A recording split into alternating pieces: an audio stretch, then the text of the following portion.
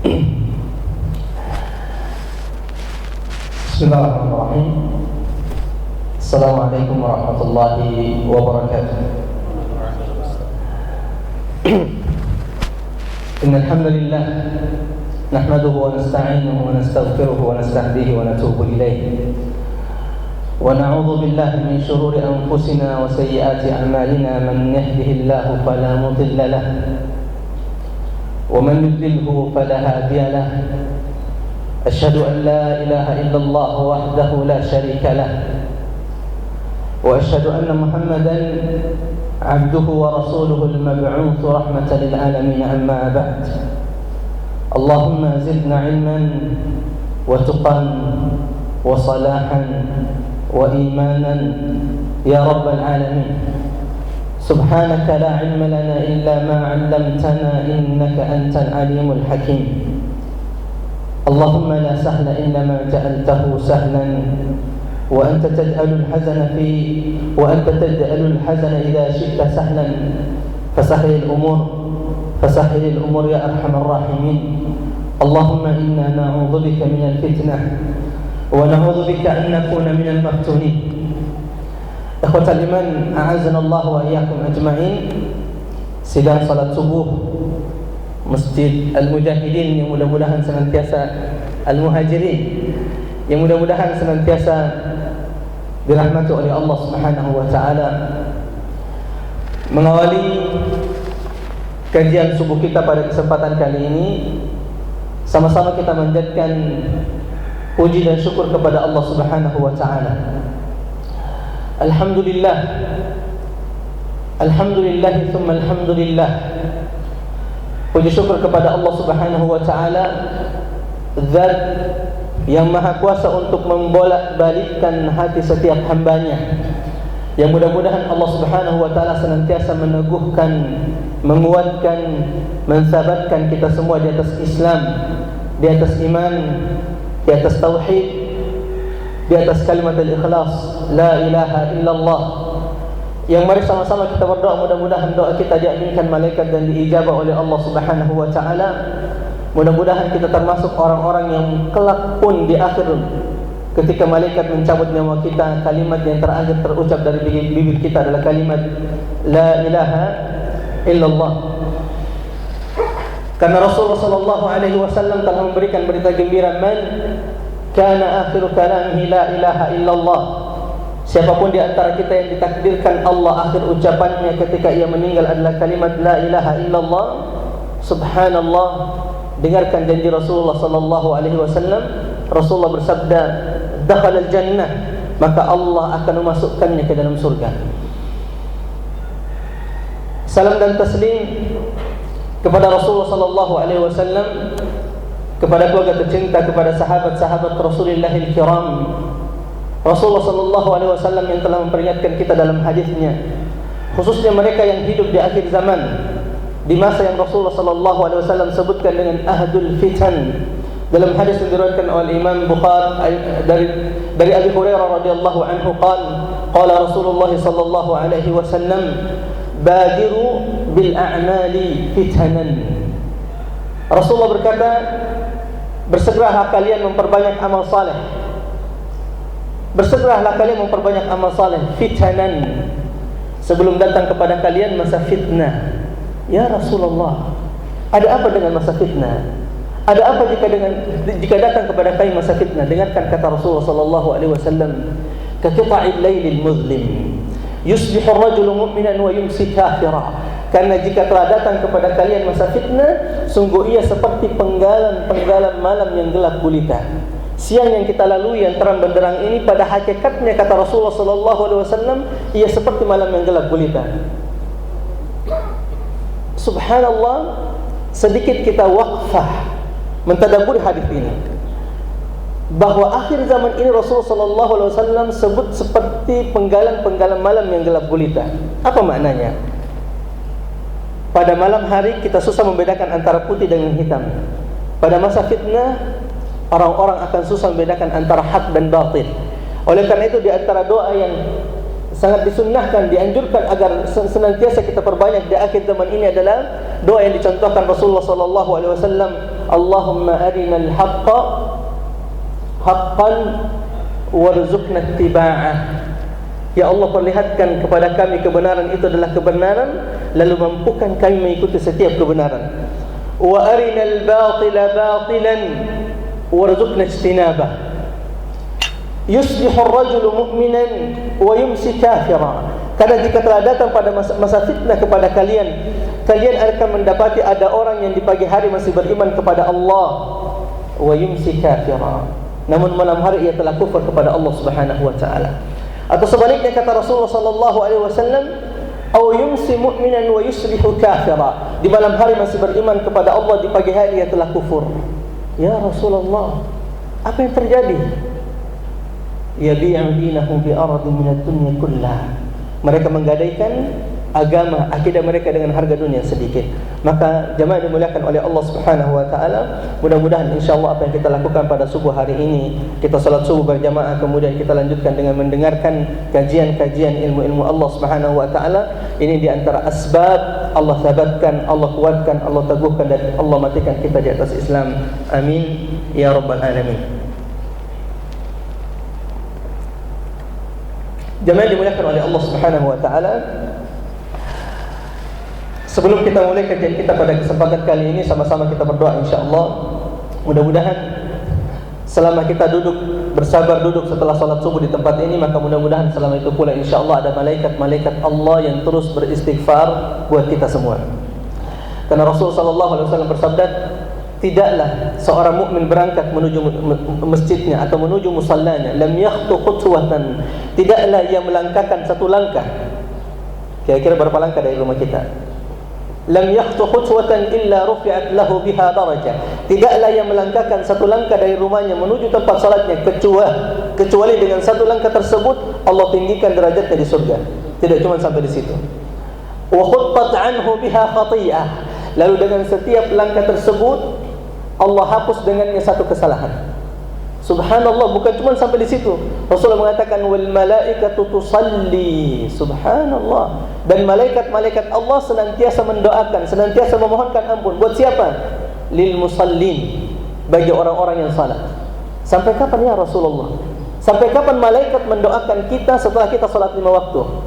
Madama fi musallah, selama ia tidak keluar dari musallahnya, dari tempat sujudnya, dari tempat ia melaksanakan salat. Maka disunnahkan, ini menjadi sunnah, setelah salat tidak cepat kemudian, tidak cepat-cepat ngacir.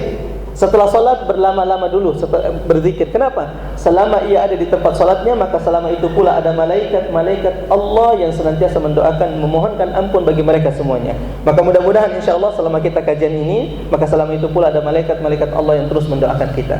Jemaah dimuliakan oleh Allah Subhanahu wa taala, seperti yang disampaikan oleh Ustaz Siddiq, bahwa pada subuh ini, pada kesempatan kali ini kita akan sama-sama mengkaji insyaallah di antara satu buku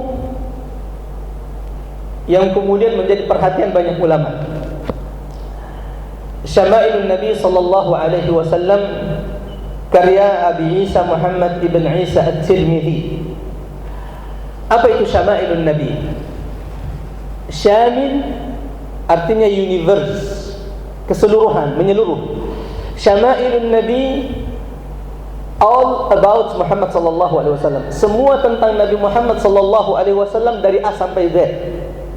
Semua tentang Nabi Muhammad sallallahu alaihi wasallam dari A sampai Z. Ini arti dari kitab Syama'ilun Nabi Muhammad sallallahu alaihi wasallam. Ketika kemudian Ustaz Siddiq meminta saya untuk membawakan sirah nabawiyah, saya bilang sebelum sirah ada satu buku yang penting kita kaji.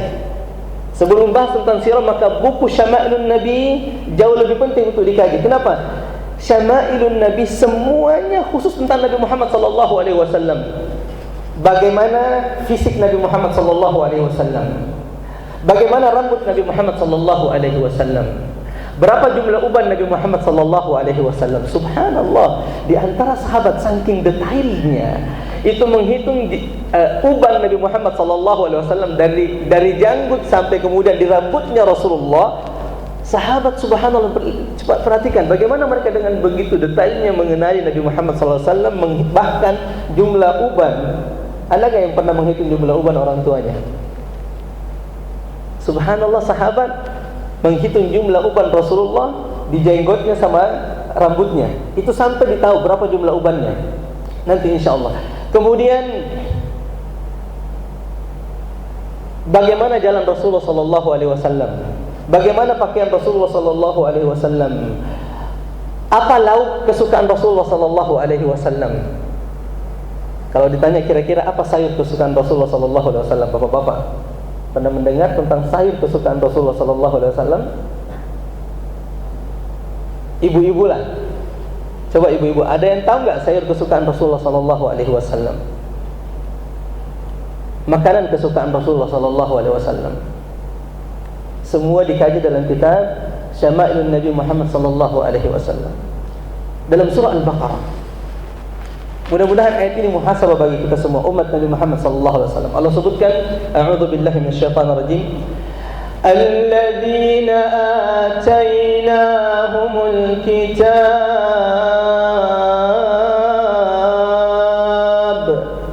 Dan orang-orang yang telah kami berikan kepadanya Alkitab. Dan orang-orang yang telah kami turunkan kepadanya Alkitab. Siapa yang dimaksud di sini? Orang-orang yang diturunkan kepadanya Alkitab, Al-Yahud wal Nasara. Alladzina atainahumul kitab.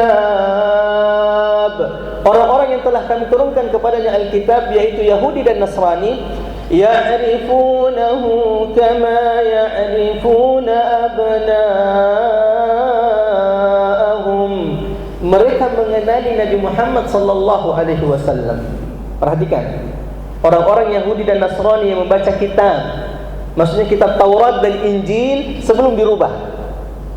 Orang-orang Yahudi dan Nasrani yang membaca Taurat dan Injil sebelum Taurat dan Injil itu dirubah, ya'rifunahu, mereka mengenali Nabi Muhammad sallallahu alaihi wasallam kama ya'rifuna abna'ahum, seperti mereka mengenali anak-anak mereka. Perhatikan, subhanallah, Allah jelaskan dalam ayat surat Al-Baqarah yang barusan saya bacakan tadi bahwa orang-orang Yahudi dan Nasrani yang membaca Alkitab, Taurat dan Injil, mereka mengenali Nabi Muhammad sallallahu alaihi wasallam seperti mereka mengenali anak mereka sendiri. Pertanyaannya, semua di antara kita punya anak? Pasti kita tahu betul jika kita punya anak 4, saya punya anak 4, alhamdulillah. Dari 4 anak saya ini, saya tahu betul bagaimana ciri-ciri mereka, saya tahu betul bagaimana karakter setiap anak mereka. Seperti ini orang Yahudi dan Nasrani yang membaca kitab mengenali Nabi Muhammad sallallahu alaihi wasallam. Pertanyaannya, kita umat Nabi Muhammad sallallahu alaihi wasallam, sejauh mana kita mengenali Nabi Muhammad sallallahu alaihi wasallam? Oleh karena itu, jemaah yang dimuliakan oleh Allah Subhanahu wa taala, tidak heran kemudian jika dalam sejarah yang sering kita dengar atau sering kita baca, ketika Rahib Bahira bertemu dengan Rasulullah sallallahu alaihi wasallam, ketika Rasulullah masih berumur 12 tahun, ketika Rasulullah sallallahu alaihi wasallam ikut dengan pamannya Abu Talib berdagang dari Mekkah menuju Syam, rihlatash shita'i was-sayf li ilafi Quraisy, ilafihim rihlatash shita'i was-sayf. Ketika Rasulullah SAW ikut pada musim panas berdagang dengan pamannya Abu Talib ke Syam, maka kemudian di Syam disebut dalam sejarah, disinilah pertemuan Rasulullah SAW dengan siapa? Rahib Bahira, yang ketika melihat salah satu kafilah dari Arab yang diikuti oleh awan, di mana mereka ada kafilah yang di mana mereka berada, ada awan yang terus mengikuti mereka. Di sini Rahib Bahira kemudian dengan begitu yakinnya meyakini bahwa ada Nabi terakhir di sini. Maka kemudian kafilah tersebut diundang untuk dijamu di rumahnya. Setelah mereka kemudian datang ke rumahnya, kemudian semua tamu-tamu dari kafilah Arab itu masuk ke rumahnya. Kata Rahib Bahira, ada salah satu di antara kalian yang belum hadir, ada yang belum masuk. Saat itu Nabi Muhammad SAW, karena beliau masih kecil, disuruh jaga barang. Yang masuk siapa? Pembesar-pembesar kafilah Quraisy. Padahal yang diundang sebenarnya siapa di sini?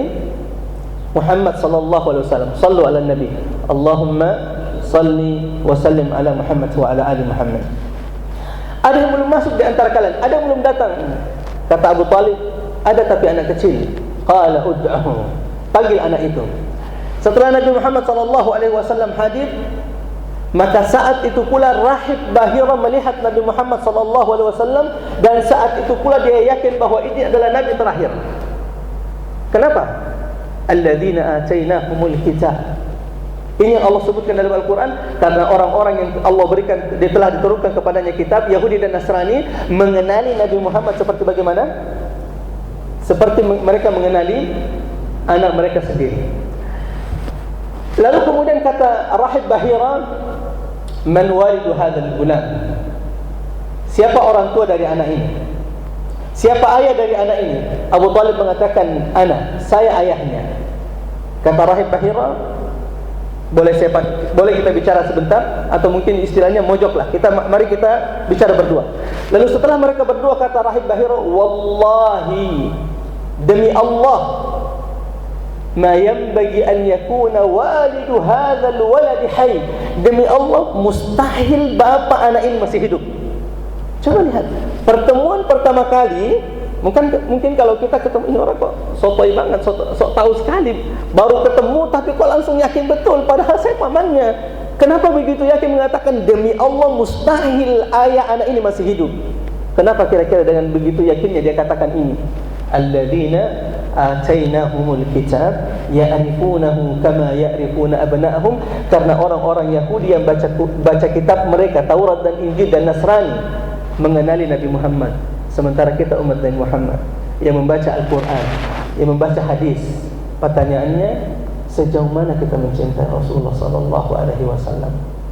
Jika selama ini kita lebih mementingkan orang tua kita dibanding Rasulullah, pekerjaan kita dibanding Rasulullah SAW, mungkin karena kita belum begitu kenal dengan Rasulullah SAW. Kita lanjutkan. Lalu kata Abu Talib, ya, saya bukan bapaknya, saya ini pamannya. Lalu kata Rahib Bahira, irji bi ibni akhika ila baladika, wahai Abu Talib, pulanglah engkau dengan anak saudaramu ini ke kampungmu, ke negerimu, dan jangan sampai orang-orang Yahudi mengetahuimu. Jangan sampai orang-orang Yahudi mengetahui tentang perihal Nabi Muhammad SAW, khasyatan an yadurruh, karena saya takut mereka akan berbuat keburukan kepadanya. Ikhwatal iman, a'azzanallahu wa iyyakum ajma'in. Pada kesempatan kali ini insyaallah kita akan mulai dengan muqaddimah, dan mungkin kita akan ambil satu hadis. Jadi syama'ilun Nabi, semua tentang Nabi Muhammad SAW ini adalah kumpulan-kumpulan hadis. Jadi contohnya tentang fisik Nabi Muhammad SAW, semua hadis-hadis tentang fisik Nabi Muhammad. Kemudian tentang makanan sayur kesukaan Rasulullah, semua tentang sayur-sayur kesukaan Rasulullah. Kemudian khatamun nubuwah, tanda-tanda tanda-tanda Nabi terakhir, tanda-tanda bahwa Rasulullah SAW khatamun nubuwah. Yang kemudian Rasulullah SAW sudah sampaikan, sayati min ba'di 30 kadzabun, akan datang setelah Rasulullah 30 pendusta, kulluhum yad'una an-nubuwah. Semua 30 ini semuanya mengaku mengaku memiliki nubuat, mengaku nabi. Dan kita sudah saksikan, sudah banyak di Indonesia yang mengaku nabi. Di antaranya siapa? Lia Eden, ini juga mengaku nabi awalnya, kemudian mengaku menikah dengan Jibril. Innalillah, bagaimana Jibril mau menikah dengan dia sementara malaikat tidak punya nafsu. Nah, seorang nabi, bahkan nabi terakhir itu punya tanda yang disebut dengan apa? Khatamun nubuwah. Bagaimana betul tandanya juga dijelaskan dalam kitab ini, dan semuanya diambil dari hadis Rasulullah SAW. Oleh karena itu pada kesempatan kali ini insyaallah kita akan materi ini akan lebih kepada muqaddimah, kemudian kita akan ambil satu hadis tentang fi khilqati Rasulillah SAW. Jemaah dimuliakan oleh Allah Subhanahu wa taala, kenapa menjadi penting mengkaji kitab Syama'ilun Nabi? Jawaban pertama, jemaah dimuliakan oleh Allah Subhanahu wa taala, karena kesempurnaan iman seseorang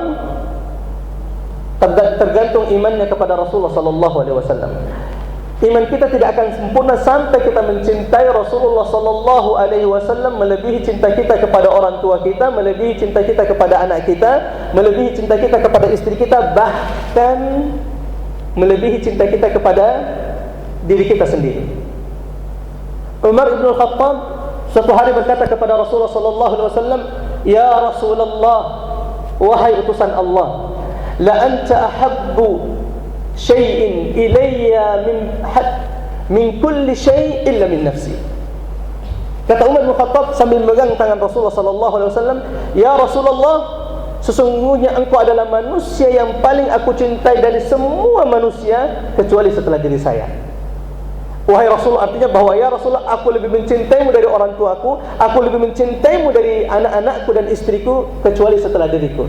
Apa kata Rasulullah? La ya Umar, la ya Umar, wahai Umar, sesungguhnya engkau belum menyempurnakan iman sampai engkau mencintaiku bahkan melebihi cintamu kepada dirimu sendiri. Apa yang dilakukan Umar? Apakah Umar menunggu-nunggu? Kalau begitu tunggu dulu ya Rasulullah, saya pulang dulu ke rumah. La. Umar ibn al-Khattab saat itu pula berkata kepada Rasulullah, "Al-ana ya Rasulullah, al-ana ya Rasulullah, la anta ahabbu syai'in ilayya hatta min nafsi." Saat ini pula ya Rasulullah, engkaulah manusia yang paling saya cintai bahkan melebihi cintaku kepada diriku. Kenapa? Hanya dengan cinta seperti inilah seseorang itu akan mencapai kesempurnaan iman, dan itu tidak akan terjadi kecuali kita mengenali Rasulullah sallallahu alaihi wasallam dengan baik. Ini yang pertama. Yang kedua, jemaah dimuliakan oleh Allah Subhanahu wa taala. Allah Subhanahu wa taala dalam surah Al-Ahzab berfirman, "Laqad kana lakum fi Rasulillahi uswatun hasanatun liman kana yarjullaha wal yawmil akhir wa dzakarallaha katsira." Telah terdapat kepada kalian pada diri Rasulullah sallallahu alaihi wasallam suri teladan, contoh terbaik. Bagi siapa? Liman kana yarjullah, bagi mereka yang mengharapkan pertemuan dengan Allah Subhanahu wa taala. Mustahil kita mampu menjadikan Rasulullah sallallahu alaihi wasallam suri teladan kita. Mustahil kita mampu menjadikan Rasulullah sallallahu alaihi wasallam qudwah bagi kita semua jika kita sendiri tidak mengenali Rasulullah sallallahu alaihi wasallam dengan baik. Perhatikan bagaimana orang Yahudi, orang Nasrani mengenali Rasulullah, padahal mereka baca Taurat dan Injil. Allah katakan mereka mengenali Rasulullah sallallahu alaihi wasallam seperti apa? Seperti mereka mengenali anak mereka sendiri. Nah, sekarang kita umat Nabi Muhammad SAW, kita muhasabah, kita kembalikan pertanyaan ini, sejauh mana kita mengenali Rasulullah SAW. Tadi saya sudah lemparkan satu pertanyaan, siapa yang bisa menyebutkan apa sayur kesukaan Rasulullah SAW? Ternyata kita juga belum tahu. Ternyata sayur kecintaan, kesukaan Rasulullah SAW adalah sayur labu. Pernah mendengar ini sebelumnya? Ini diantara alasan pentingnya mengkaji kitab Syama'ilun Nabi, yang mudah-mudahan insyaAllah dengan kita mengkaji semua hadis-hadis tentang Nabi Muhammad SAW, ini menjadi asbab Allah tambahkan kecintaan kepada kita kepada Rasulullah SAW. Dan mudah-mudahan insyaAllah kesabaran kita untuk mengkaji semua hadis-hadis tentang Rasulullah, kita berdoa kepada Allah, ini menjadi sebab Allah satukan kita bersama Rasulullah SAW di surganya insyaAllah. Amin ya Rabbal Alamin. Selanjutnya jemaah dimuliakan oleh Allah Subhanahu wa taala, alasan pertama, kedua sudah kita sebutkan. Yang pertama adalah kesempurnaan iman. Tidaklah sempurna iman seseorang sampai ia mencintai Rasulullah SAW melebihi cintanya kepada anaknya, kepada istrinya, bahkan kepada dirinya sendiri, dan itu tidak akan terjadi kecuali ia mengenali Rasulullah SAW dengan baik. Yang kedua, kita tidak akan pernah mampu menjadikan Rasulullah sebagai qudwah, teladan kita jika kita tidak mengenali Rasulullah SAW. Yang ketiga, alasannya kenapa kita mengkaji kitab Syama'ilun Nabi. Suatu hari sahabat datang kepada Rasulullah SAW, kepada Aisyah radhiyallahu anha, ummul mukminin. Lalu sahabat bertanya, "Ya Aisyah, ya ummul mukminin, wahai ummul mukminin, kaifa kana akhlaqun Nabi? Jelaskan kepada kami tentang akhlak Rasulullah sallallahu alaihi wasallam." Lalu kemudian kata Aisyah radhiyallahu anha dengan satu kalimat, dengan ibarah yang sangat simpel tapi kemudian makna yang sangat dalam, ketika Aisyah berkata, "Kana khuluquhul Qur'an." Sesungguhnya akhlak Rasulullah sallallahu alaihi wasallam adalah Al-Qur'an. Rasulullah sallallahu alaihi wasallam adalah Qur'anun yadubbu 'alal ard. Jika ingin tahu tentang akhlak Rasulullah sallallahu alaihi wasallam, bacalah Al-Qur'an. dan sungguh kita tidak akan pernah mampu mengikuti akhlak Rasulullah sallallahu alaihi wasallam kecuali jika kita mengenali Rasulullah sallallahu alaihi wasallam. Nun wal qalami wa ma yasturun ma anta bi ni'mati rabbika bimajnun wa innaka la'ala khuluqin azim. Sesungguhnya engkau Muhammad benar-benar memiliki akhlak budi pekerti yang mulia.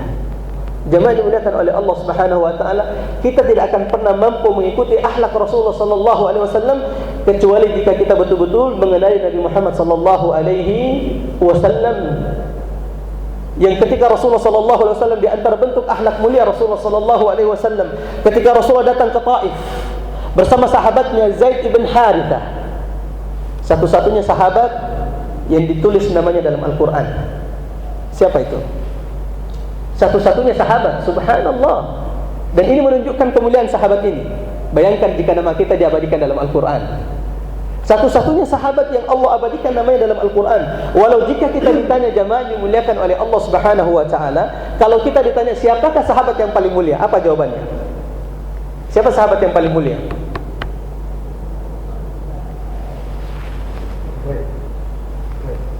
Siapa sahabat yang paling mulia?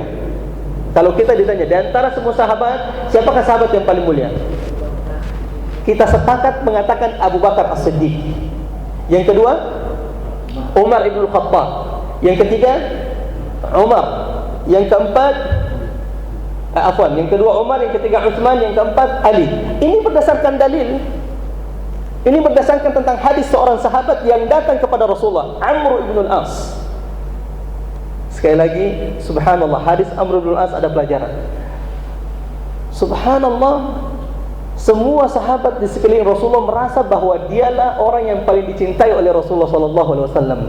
Dan seperti inilah pemimpin.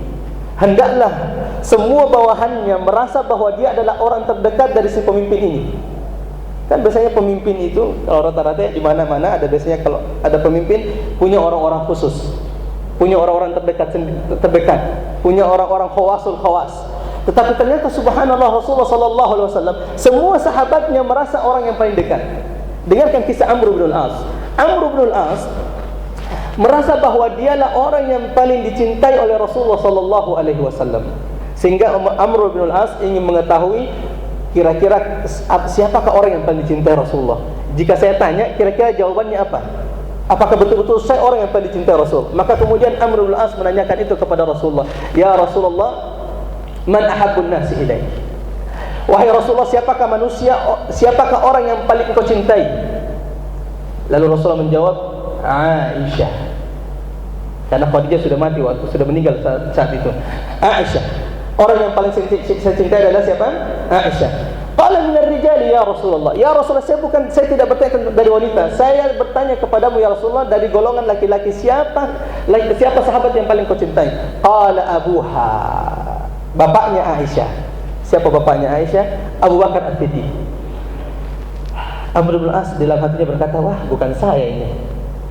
Qala thumma man ya Rasulullah. Tapi kayaknya yang kedua saya insyaallah.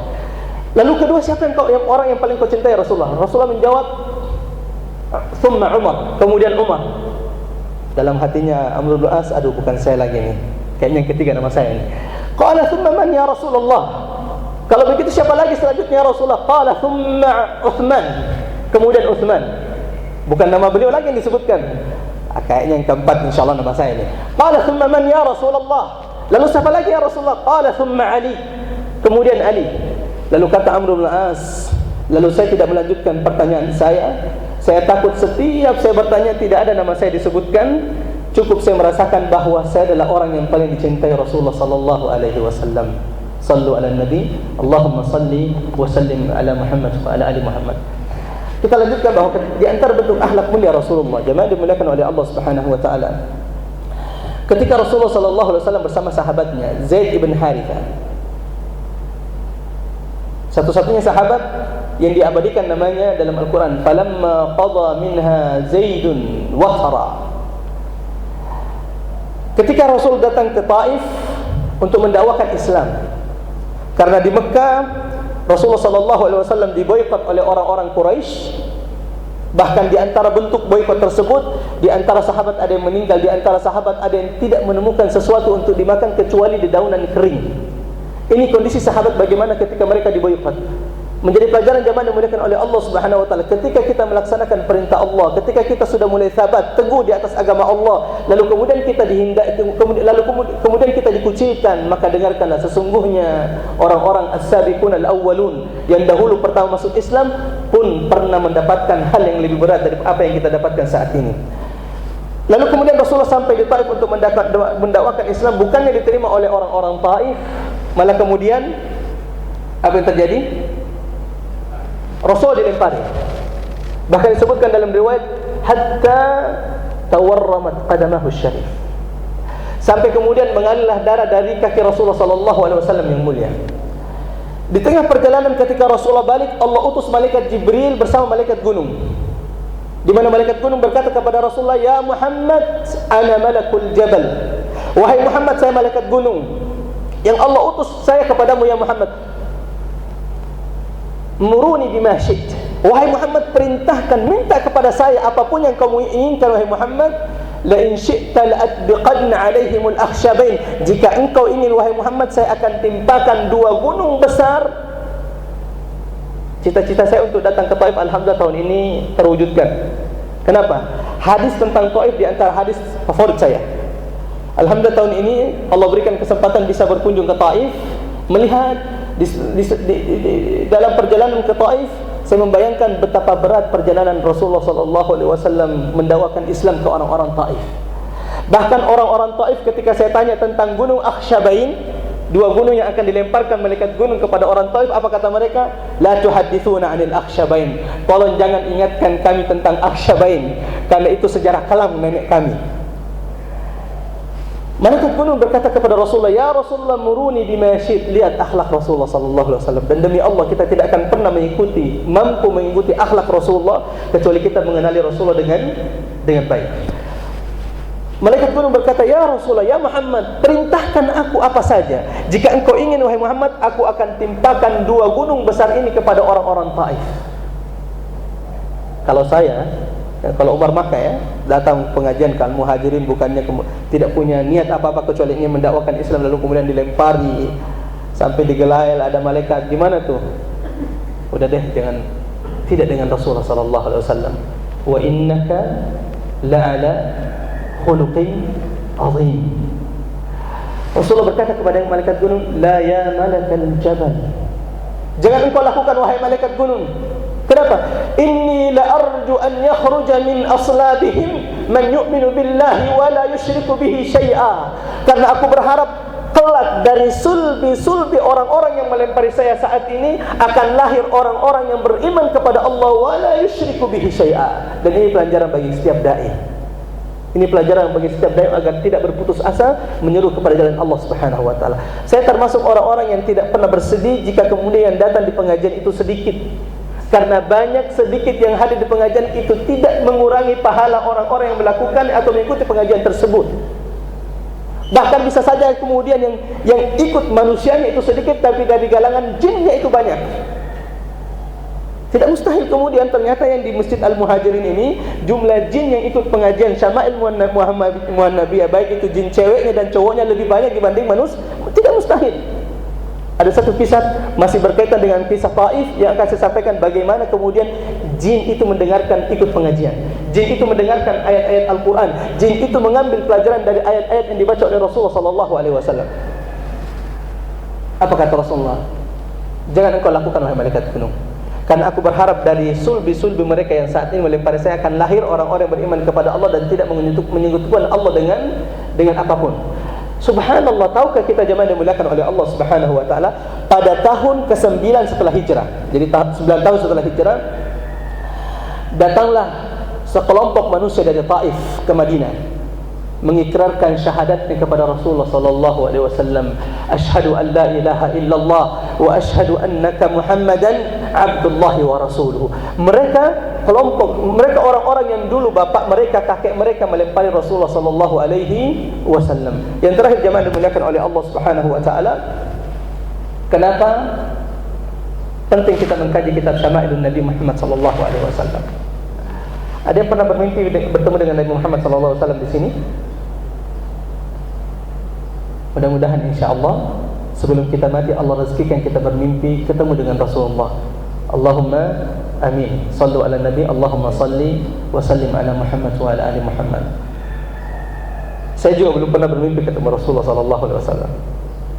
Jika ada yang sudah bermimpi ketemu Rasulullah, ini nikmat. Satu-satunya orang yang syaitan tidak bisa memiripkan dirinya dengannya itu adalah Nabi Muhammad sallallahu alaihi wasallam. Sekali lagi bahwa syaitan itu bisa mirip, datang dalam mimpi kita mirip dengan orang tua kita, bisa untuk menyesatkan kita. Syaitan bisa datang dalam mimpi kita mirip dengan guru kita, kiai kita, ulama kita, bisa. Cuman satu manusia di mana syaitan dan iblis tidak bisa memiripkan dirinya dalam mimpi. Siapa itu? Nabi Muhammad sallallahu alaihi wasallam. Sehingga jika ada orang yang bermimpi ketemu dengan Rasulullah sallallahu alaihi wasallam dengan ciri-ciri yang ada dalam hadis sadaq, maka itu mimpi yang benar. Ia telah melihat Rasulullah sallallahu alaihi wasallam. Pertanyaannya, jika seandainya Allah takdirkan kita bermimpi dengan Rasulullah dalam tidur kita, bisa nggak kita tahu bahwa ini adalah Rasulullah? Bagaimana kita tahu? Dengan mengenali ciri-ciri Rasulullah sallallahu alaihi wasallam, tingginya, rambutnya, alisnya, mukanya, dadanya, tangannya Rasulullah sallallahu alaihi wasallam. Jika kita melihat dalam mimpi sesuai dengan apa yang dicontohkan, apa yang disebutkan dalam hadis, maka insyaallah mimpi kita adalah mimpi yang benar, karena syaitan, iblis tidak bisa menyerupai dengan siapa? Satu-satunya manusia yang tidak bisa diserupai oleh jin, oleh iblis, bahkan syaitan dalam mimpi kita siapa? Muhammad sallallahu alaihi wasallam. Mudah-mudahan insyaallah pertemuan kali ini sebagai muqaddimah insyaallah bermanfaat bagi kita semuanya. Insyaallah pertemuan berikutnya kita akan mulai untuk mengkaji kitab Syama'ilun Nabi Muhammad sallallahu alaihi wasallam. Di bab pertama kita akan masuk kepada bab ma jaa fi khalqi Rasulillah sallallahu alaihi wasallam. Bab hadis-hadis tentang fisik Rasulullah sallallahu alaihi wasallam. Ini akan kita mulai insyaallah pada minggu pertemuan selanjutnya. Aku qouli hadza wa astaghfirullahal azim. Mudah-mudahan insyaallah sebelum kita bubar dari majelis ini ada malaikat-malaikat yang menyuruh setiap di antara mereka dan mendoakan kita, mudah-mudahan kita semua diampunkan oleh Allah Subhanahu wa taala. Karena dalam hadis Rasulullah sallallahu alaihi wasallam bersabda,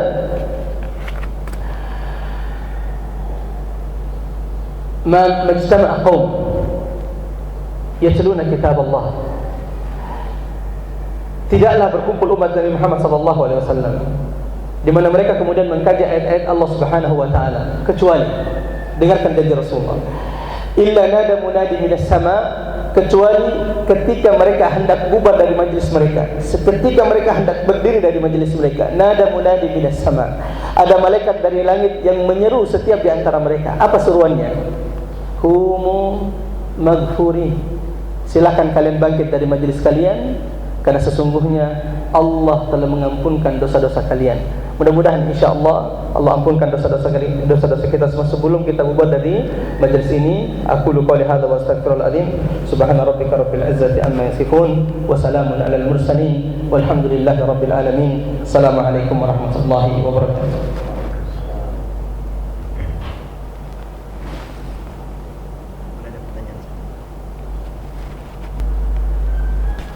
Alhamdulillah. Kiranya mungkin ada jamaah yang ingin bertanyakan. Assalamualaikum warahmatullahi Assalamualaikum wabarakatuh. Ada dua pertanyaan dan satu permintaan. Masya Allah. Pertanyaan pertama, kalau kita pergi ke masjid berjalan kaki, mana lebih fadilah, mana lebih bisa dengan kendaraan, mobil atau dengan sepeda? Satu.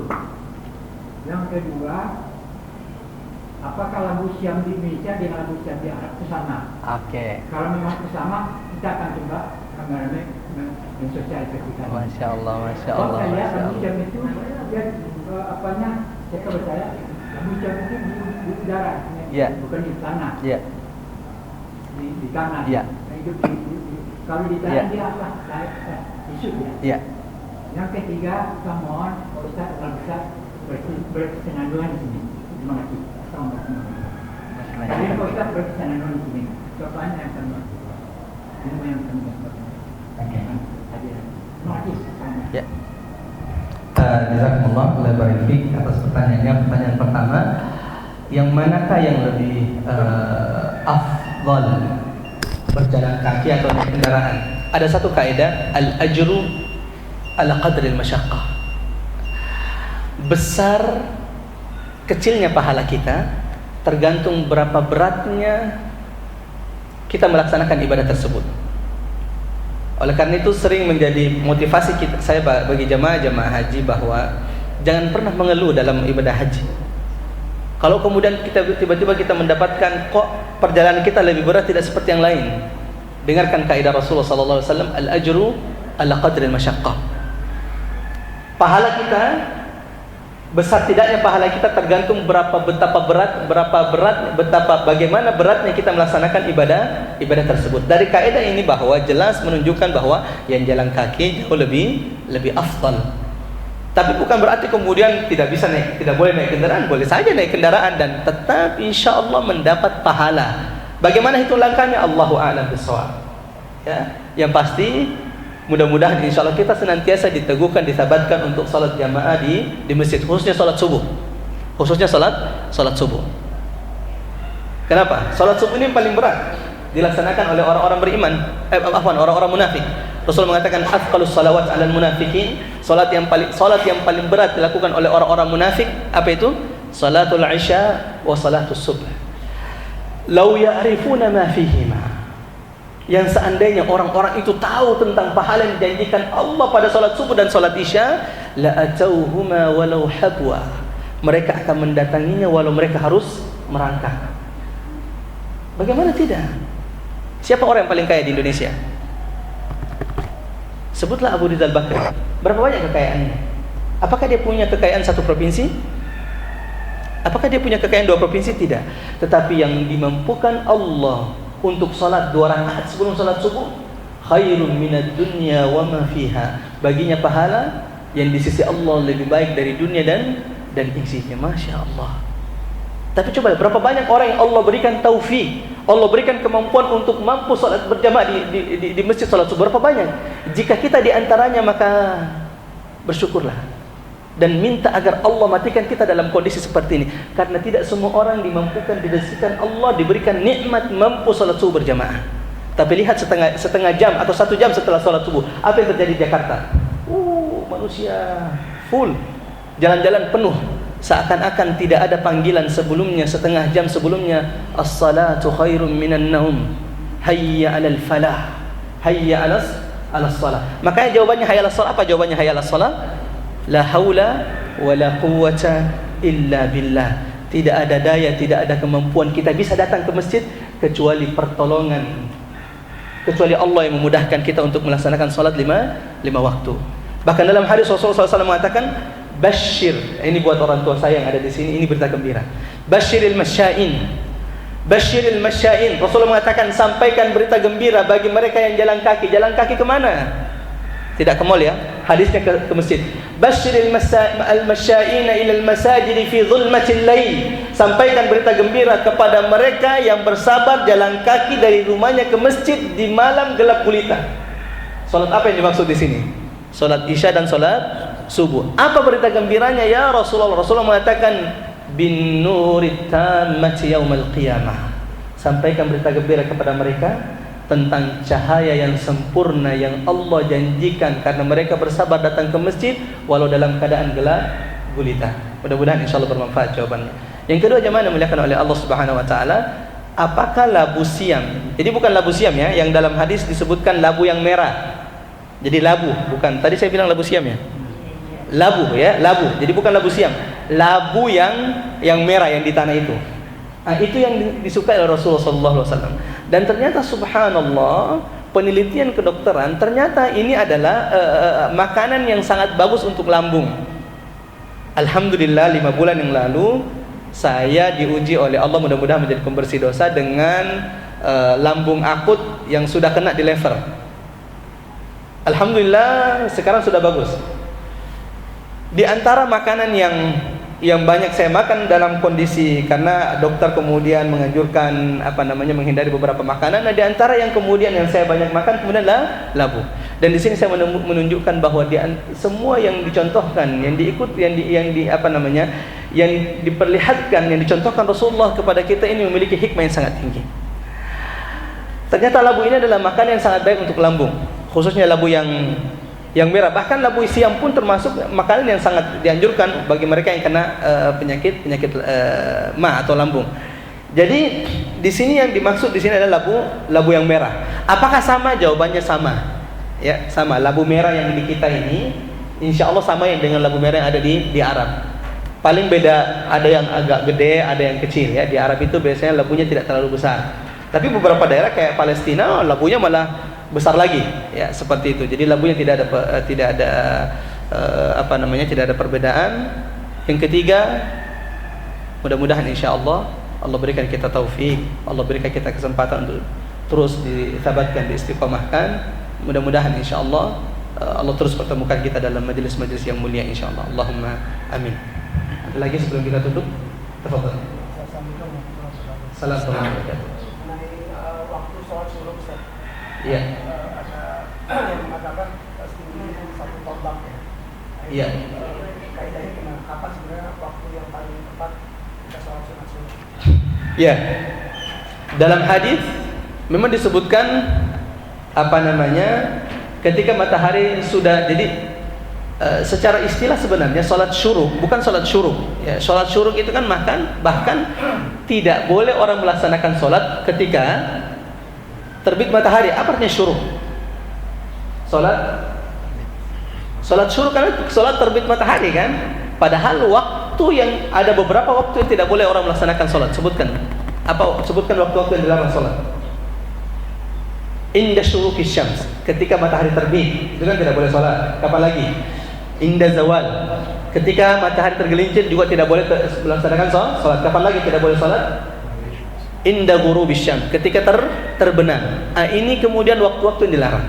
Sholat syuruk, ulama mengatakan ini adalah permulaan sholat duha, cuman setelah syuruk ya. Jadi sebenarnya setelah syuruk. Jadi setelah terbit matahari, bukan sholat terbit matahari, karena terbit itu tidak boleh orang melaksanakan sholat setelah terbit matahari.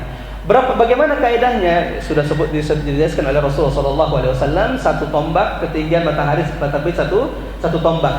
Nah, bagaimana kemudian mentakdirkan memberikan waktu yang pas? Di sini sudah ijtihad.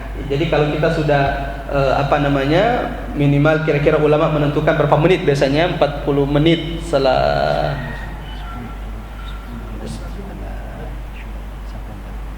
10 menit sampai 40 setelah syuruk. Ulama mengatakan ini yang kemudian bisa melaksanakan, insyaallah sudah tidak menjadi masalah bagi kita insyaallah. Jadi jangan khawatir kemudian jika memang sudah syuruk ya, sudah terbit dan 10 menit sampai 40 silakan melaksanakan.